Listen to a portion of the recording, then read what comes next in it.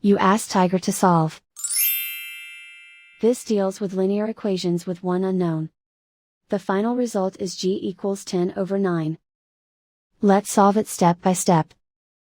Group all constants on the right side of the equation. Subtract 50 from both sides. Group like terms.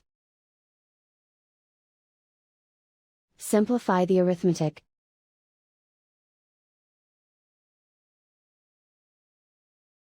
Isolate the g. Divide both sides by -45. Cancel out the negatives. Simplify the fraction.